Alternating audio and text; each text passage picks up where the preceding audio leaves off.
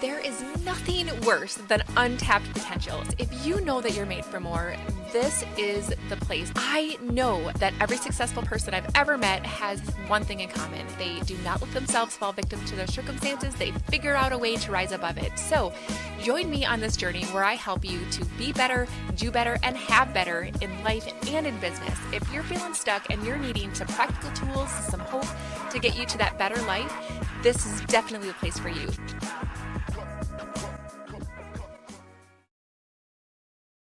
Hey, everybody. Welcome to the Unstuck Podcast. I am your host, Lachelle Beebe. You guys, today we get a chance to listen to life coach Lyndsay Hume. She is going to bring so much relation and just hope into your entrepreneurial journey that she is going to make you feel like you have a sister in this and really help all of us to kind of get unstuck in the ways that we kind of get in our own way sometimes. So Lyndsay, thank you so much for being here. I'm so excited for this conversation. Yeah, thank you for having me. So girl, why don't you tell us a little bit about yourself? Who do you serve? Like what makes you light up? Yeah, so I serve women. And what really gets me excited is women doing the thing, right? That makes them light up. Or I guess another way of putting it is like doing the thing that is their God-given gift or purpose. Which I know not all of us know what that is. And so there might be a bit of a journey to that discovery, which I also love to be a part of. Yeah. So I love serving women to help them step into that role, um, create extraordinary goals. So for me, it's all about the goal and the process and like who we become in that process. And having that goal being tied or attached to kind of your deepest desires and values. So not necessarily or not at all, right? What society thinks you should have or want, but what truly feels like delicious and fun to you and a life that you want to create, and that looks different for everybody. So that is what really gets me excited, and I think that when women are doing that, we are definitely making an impact in the world for the better. Yes. Yeah. When we step into and lean into our divine purpose, right? And what we're put on this planet to do and harnessing and being good stewards of all of the unique strengths and talents that we have, like there's no limit to what we're capable of. And for me, it's a fun game to see what I'm capable of, like what God can do Right. through instead of me getting in my own way. And I love the fact that you touched on a couple of really important things. Not only having really big goals, I think we put God in a box, we put ourselves in a box sometimes and have to stretch and think a little bit bigger because it's Yes. possible. And then it's not always what the outcome is, but it's the person that we become. It's who we have to show up as on our way there that is literally life changing. Right. Yeah, totally agree. And so, what were you doing prior to your entrepreneurial journey? Like, tell us a little bit about your Yeah, backstory.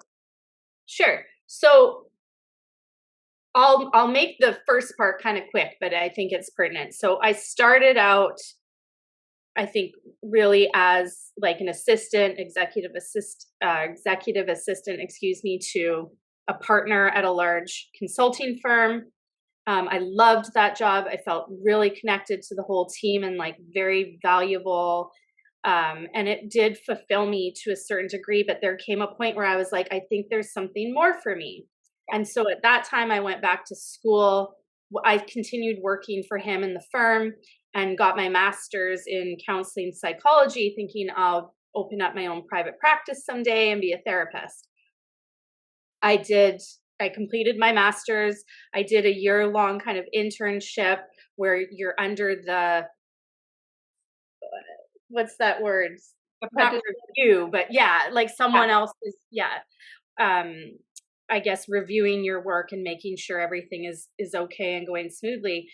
And I did that with young kids that were really severely traumatized. And so that was a really eye-opening role for me, and it was really challenging.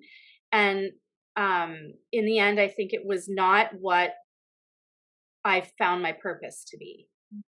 And I kind of had this moment where I was like, okay, this is really great work. And I think it's very important work, but this wasn't my vision. Yeah. Yeah. And I was young at the time, I think I was about 26 or 27 and maybe a little bit older. And I just thought, I can't do this. So I think it was like a combination of knowing this isn't my vision, and fear stepped in, right? Like kind of fear, like, can I do this? It Right. seems like too much work now to go and, do another internship in a different type of therapy. I can't afford it. All of these fears came in. Yeah. And so I think I just went, you know what? I'm going to step back and do what was easy for me, which was to go back to my job as an executive assistant. And so they welcomed me back. And shortly after that, I became, restless again.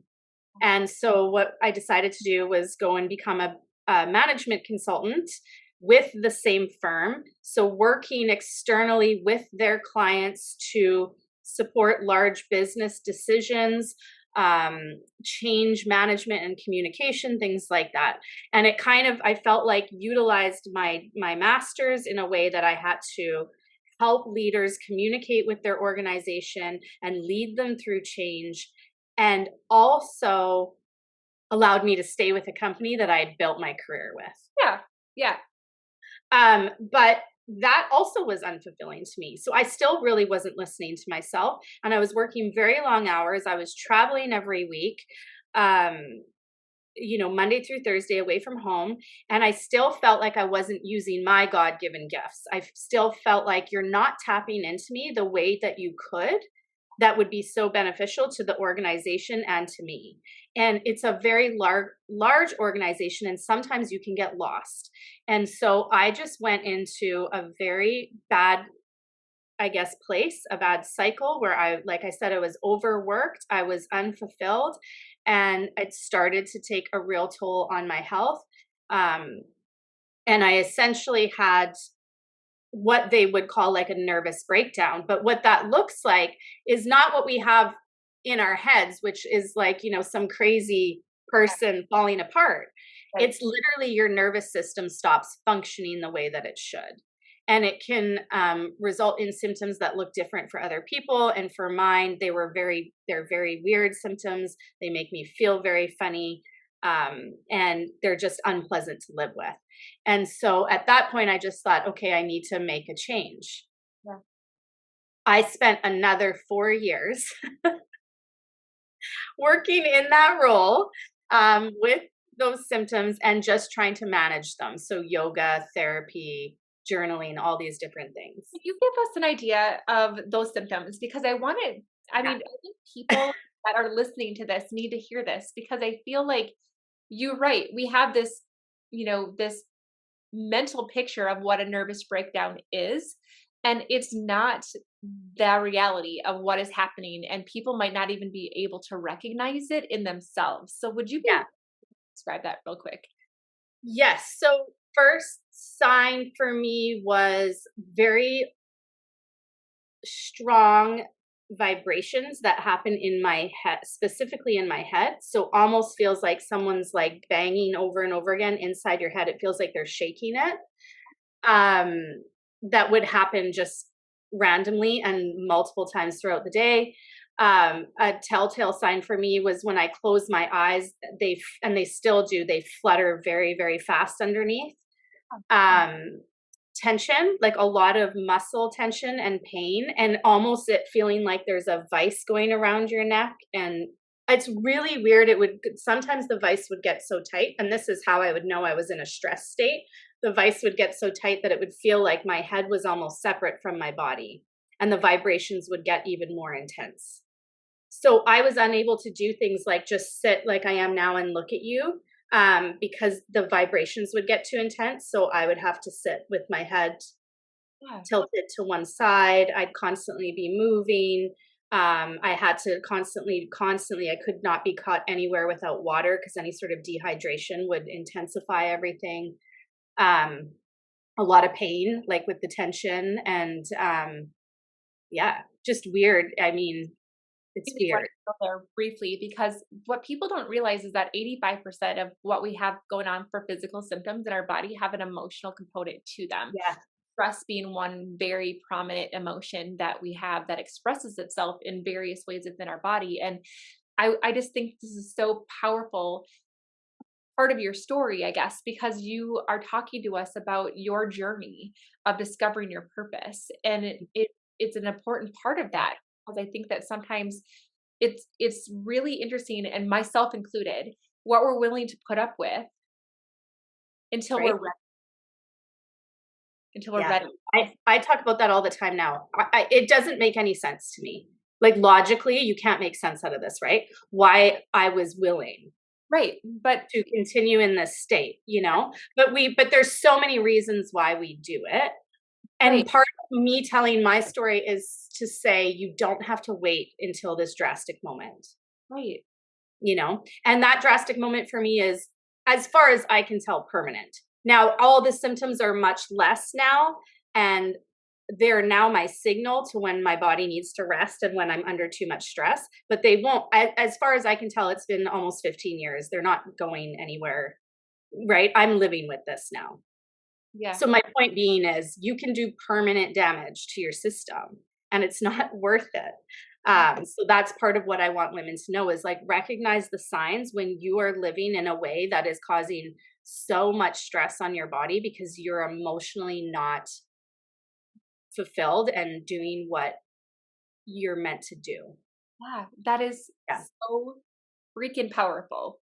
And Yeah. I love how you said and over again, like I felt unfulfilled. I felt restless. I mean, I've been there, and it's not that it's a bad situation per se. It's just No. not the right fit for you in that season. Yeah. It took you exploring. It took you, leaning back into your comfort zone and then recognizing that restlessness again. So talk to us about when you finally just decided like, hey, this is no longer for me. And then how did you discover what your thing was? Because I think a lot of my clients do struggle with the clarity piece of I don't know where I'm supposed to be. Yeah. Um, oh yeah. So how did I finally decide? So I guess first step was I had a child and I knew I couldn't travel for work anymore. I knew that much I couldn't do. So a So I door moved. was closed for you. Like sometimes like God can do that for us, right? He opens doors. Yeah. Like this logistically isn't gonna work anymore. Right? Yeah. And it obviously needed to be something that extreme. It's like I don't have another excuse other than I'm a mom now and you just can't make me do this. Yeah. I cannot leave my home every day. Yeah. And so they moved me into an internal role, like one serving, administratively, but at a different level than being an assistant. So serving the organization instead of their clients. And I still did that for a while. And it was better, but it still wasn't fulfilling. And so I think life coaching for me I had been aware of it for several years at that point. And what happened in my brain was this thought like, oh, I think that's what I wanted to do when I went to become a therapist and I didn't know that it existed. And then what sunk in was kind of like shame and embarrassment that I would go and get a really expensive master's degree, not become a therapist, and then become a life coach. It was kind of like, oh, what will people say? I think that really went through my head. Like I I can't do that, you know? Um, but I always kind of came back to it and I'd look up, information on the internet about it and how to get certified. But no school ever really kind of grabbed my attention or made me feel like, yes, that's what I need. And I'd talk about it with my husband here and there, and he'd be like, yeah, yes, you should quit. Like he was always like, let's just quit. Like you're miserable. I can't, I don't want to do this anymore either.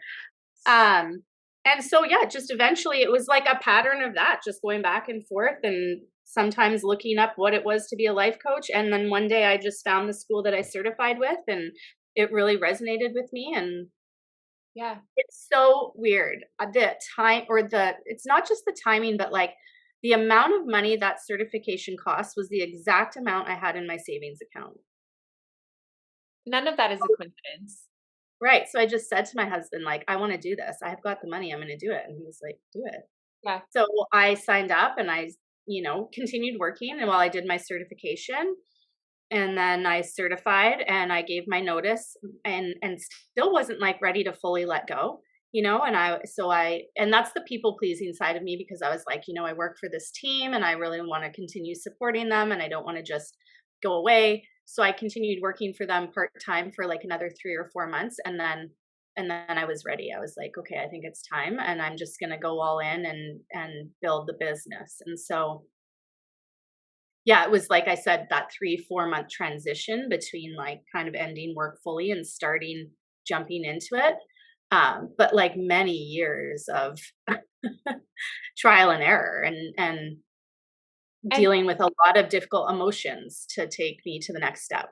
and I love that, because we've had a chance to talk before, that I love how open you are, because I think that a lot of times entrepreneurs get this unrealistic idea of what it's like. So it's almost like we could say, gosh, Lyndsay, you had some trial and error, you figured out what you should be doing, and then now you're just going to ride the unicorn off into the sunset, right?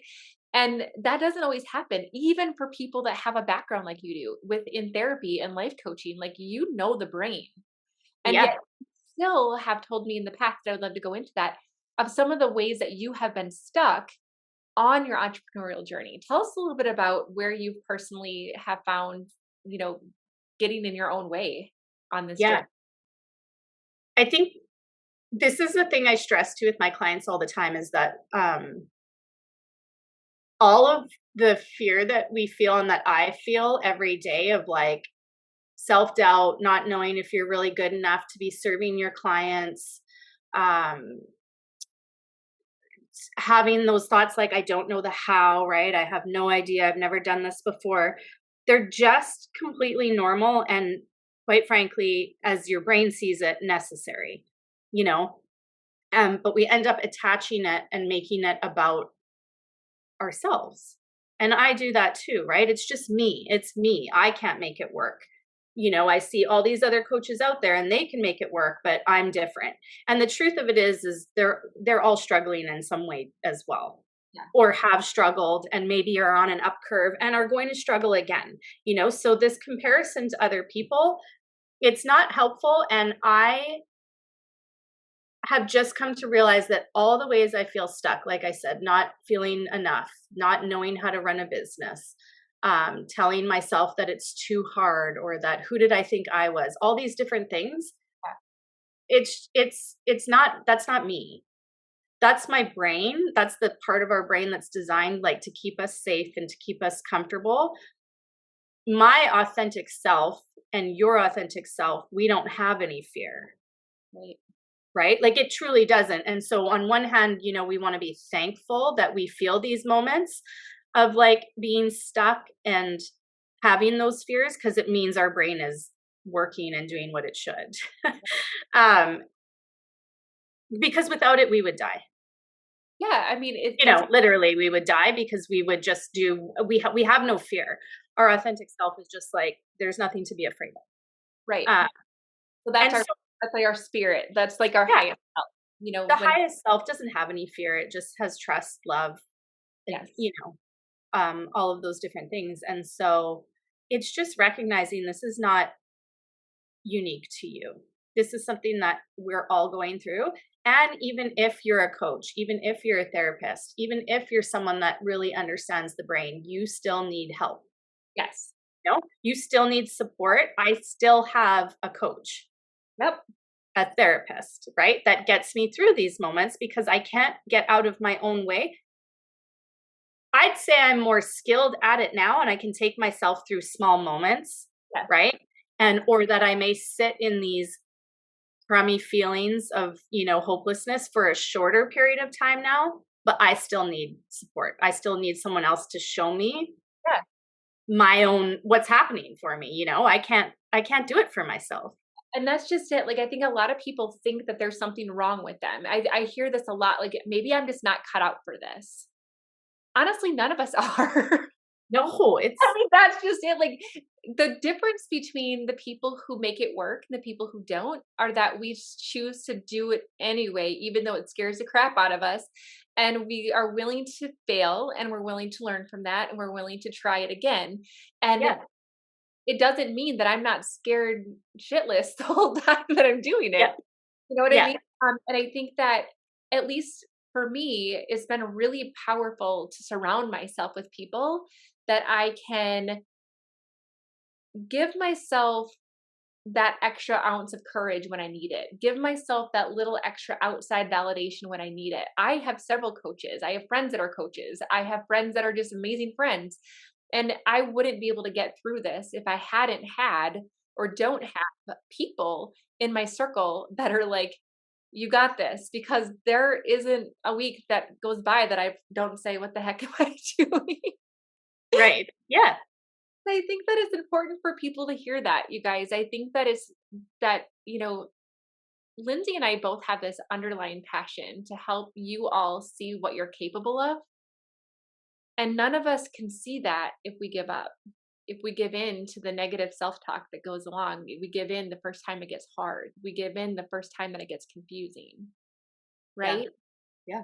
So, Lindsay, what are some of the things that you have done in your own life and the things that you help other people do to get through some of these really common roadblocks that can get in all of our way and to try to trick us into thinking that we don't have what it takes? Yeah. So the first thing is I just think basic awareness or understanding of how the brain actually functions. Yeah. And so the two things that I think are really important to know is one that's built to, keep you safe. And so it's prioritizing pleasure, it's trying to avoid pain, and it wants everything to be very efficient and easy, which is why it will offer all of these negative thoughts and feelings to try to stop you from doing this thing because it's new, it's different, you have no idea what you're doing. It doesn't like it. It's very uncomfortable. It means you have to put yourself out there. People might not like you. When we were tribal in the primitive days, if your tribe didn't like you, if they didn't find you useful, they could, send you away and you would literally die. And so your primitive brain is still thinking if that person doesn't like me or they reject me on Instagram, I'm dying.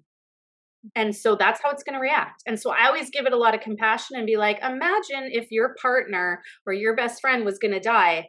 What would you say or do to stop them from whatever it is they're doing? And it's like anything. Your brain will make up any story that it can. And sometimes it sounds really awesome. Sometimes it sounds like, oh, but your job right now isn't that bad. Yes. You make good money, you have benefits. So you have to be onto it. Yeah. The second thing is, and we don't have time, and there's a larger, there's so much out there on this now, but that your brain, makes meaning of everything that's happening. And the meaning that it makes is based on so many things that have nothing to do with you. Uh, and so when something happens in your business or in your life, your brain makes a meaning, or in other words, creates a thought, right? Plants a thought in your head about that situation. And what it makes it mean, again, is based on so many things other than just, your personality as a part of that, but so is the religion you grow up in, how your parents raised you, the social media influences you, all of it. And that thought creates whatever feeling you're going to have. So Yeah. if you're thinking negative thoughts, you're going to feel negative, and negative emotion motivates usually non-behavior, Right. something where Action. you're procrastinating or Yes. not doing the thing. Right. So it's those two things, and understanding how to start to be aware of those thoughts, how they're actually impacting you and the results they're getting for you in your life, and then how to start to change them. And I think the most important part about that I want to say is this is not positive thinking. That is not what we're doing in coaching, at least not with me, because it's not helpful to tell your brain that you are amazing and you know exactly what to do when the truth is you feel like you don't know anything. Right. So we talk more about useful thinking, like thinking a thought like, I've figured out hard shit before, or, like, I can figure this out. I can learn how to run a business, which is just a very different thought than I have no idea what I'm doing, which creates hopelessness and ultimately you quitting. Right.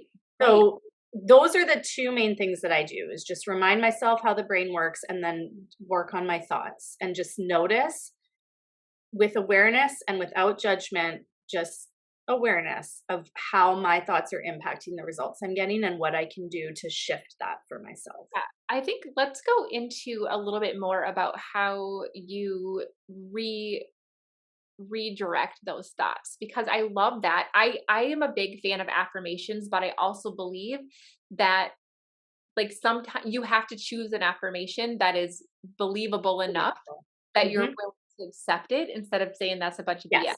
Right? And Yes. so I would love for you to just kind of give us a little bit more insight into that, because I think that a lot of people need to hear this message, because you're right. It's like, I'm feeling like, okay, I suck. Like nobody wants what I have, like whatever that. And then your brain starts to look for outside validation that that's true. Right. And then it just continues to perpetuate that icky feeling until you don't do anything. And then your results reflect that. And then you've proved to yourself that you don't have Yeah. it, and then you quit. Yeah. So Exactly. so you can find ways to interrupt that pattern, because just like you said, our thoughts create our feelings, and our feelings are what create our actions or inaction, and our actions are what create our results. And so going back to the root of that, our thoughts, let's just say that I'm saying I suck. Nobody wants what I have. So how would you readdress that so that it becomes something more helpful that can redirect my feelings and therefore my actions and results?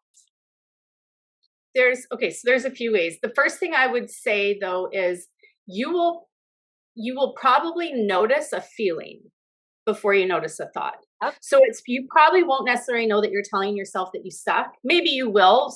People with more awareness might be at that stage already. Yeah. But most people will notice I'm feeling anxious or I'm feeling depressed or hopeless.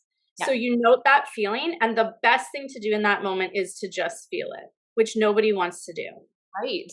Right. So it's to just feel it. It's not to go surf the internet or go, you know, watch Netflix or anything. It's to really process that feeling. And sometimes that can look like something very productive, like going on a walk. I'd say that you could do without listening to something or talking to someone that will process an emotion. But for the most part, it's really just letting it be without judgment and processing it until it passes. You don't really want to start working on the thoughts until the emotion is processed, because it's not useful. It doesn't really work. So process the feeling, then start to journal and just think about, what am I thinking? What are all the thoughts that are coming up for me right now that are creating this anxiety or this hopelessness? And just get them all out. It's not one specific thought. It doesn't have to be, you don't have to look at your journaling page and be like, oh God, there's 50 thoughts. Which one is it? It's like, just pick one. Yeah. It doesn't really matter. And then when you look at that thought and you think about, okay, when I think that I don't know what I'm doing or I suck and I feel this way, I end up stopping work. I end up like for days ruminating on how much I'm not built for this and all of these different things. And the result is I don't reach my people. I don't do the thing that I want to do. And so what you do is just think, what is a different thought that I can think that is more motivating for me, that is still believable though. And that's the key that you said, it has to be believable. So it can be just as simple as like, I'm really trying, like I'm really trying, or all I have to do is take the next step. I don't have to know exactly what I'm doing. Let's just take the next step. So it's just thinking about you and what's useful to you and like your nervous system that will motivate some type of action that leads you towards your goal. And then it's about practicing awareness, right? So then it's noting every time that feeling comes up, finding the thought and re-practicing thinking it. Once you get into the awareness stage where you really are aware of when you're thinking it, so now we don't even have to wait for the feeling to happen. We know we're thinking it. We practice the new thought. Literally, you just have to practice thinking it. Right. One of the other things I would say that I've found really helpful is to every single day look for ways that it's working. Yes. Every day and write it down in the smallest ways. So when you make a post and one person likes it, Don't allow your brain to tell you, oh, just one person liked my post today. Allow that to be a sign that it's working. Yeah. Right? So then that helps rewire the brain as well. Like, get it into a different state where it starts to see how things are happening for you Yes. instead of against you. And that is another way that isn't necessarily like practicing a thought over and over, but that will help you start to think in a different, more useful way. Yes, because your brain will automatically look for evidence to prove that it's right. So if your brain thinks that you suck, it's going to continue to show you evidence that only one person liked my post today. So I obviously suck, right? Yeah. Whereas you have to restructure the way that you see evidence to have meaning around it that's consistent with the new belief that you want to have around yourself, and allow for yourself to find evidence to prove that new belief right, so that your body can then start to accept it as truth. Yeah. And automatically then it'll start to look for evidence outside of you, just because that's the way our brain is wired. Yeah. And you already have thoughts in you that work to achieve big things. So if you just go back to something that you're proud of or that you've achieved in your life, whether it be big or small, like one of my moments was really small. It was a 2-minute presentation I did. And one of my moments is getting my master's, right? But I can go back and pinpoint, like, what was the thought I was thinking? Yes. Right? Yes. What was the thought? I was thinking I was made to do this. Like when I was getting my master's, I just thought I was made to be a therapist. This is happening. Yeah. And so if that's a thought that worked for you before, just recycle it. Start to practice it again. Like find those thoughts that have worked for you in the past and start there. They may transform into something different as you're going through your thought work, but just start with ones that you know you've used before and that have worked for you. And it sounds weird. Like it almost sounds like, oh, sure, I'm just going to go back and think of a time when I was doing something and I'll remember what I was thinking. But my simple answer is yes, you will. You 100% will remember. You'll be able to go back and giant file cabinet of all of the experiences and thoughts we ever had. Yeah. So it's in there. It's just a matter of whether or not you're willing to look for it, right? Yeah. Yeah. You'll find it. One of the things that I find that I kind of want to just tie all of these things together with what we were talking about at the beginning, which is that clarity around what we're meant to do, what our purpose is. You know, you mentioned that you were restless, you felt unfulfilled. And now you're, stepping into this beautiful new revelation that you're meant to be a life coach. Do you find that yourself or your clients ever struggle with doubting that this is exactly where they're supposed to be, because they have expectations around how they're supposed to be feeling, that they're not supposed to ever get restless again, or they're not ever supposed to feel unfulfilled again, or it's not always fun? Do you know what I'm saying? And so Yeah, people get sucked into this confusion, stuckness again, and it can talk you out of stepping into where you're supposed to go. So what are your thoughts around? Yeah. Well, so first of all, I just want to say, yes, it happens with my clients and it happens with me. Right? Like I get in moments where I'm just like, really? Is this really what I should be doing? Like I probably should just go back to corporate. Life would be so much easier. Or, like I just have those moments where I'm like, I don't know. I don't think there's not a simple answer for this, and it's not a simple fix. Like we're just human. This is how the brain works, right? So you've heard it before, like you just can pick your discomfort, right? You can be uncomfortable pursuing something that feels valuable to you and fulfilling, whether you think it's your purpose or not, even let's say it feels valuable and fulfilling to you.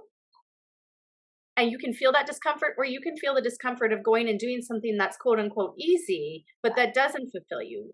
Either side, I'm feeling some negative emotion. Right. Yeah. So it's kind of like, that's how I start to look at it. And that's how I will present it with my clients. It's like, just, you don't have to pick either one, right? Ever. Or like one isn't better than the other. You just have to pick which discomfort you're willing to live with. Right. Yes. So, and no matter what you do, you're going to have it. And that's just part of the human experience. So it's coming up for you even while you're pursuing your passion, just because you're human. Yes. That's the only answer. There is no other answer. And it's not easy. So the brain's like, whoa, red flag. This is getting too hard. let's go back and do it's Yeah. even like you'll start a new project in your business Yes. and it will want to pull you back, right? Yes. It'll be like, no, let's just stay doing one-on-one coaching group. Ugh. Like it's gonna happen every single time you take a step forward.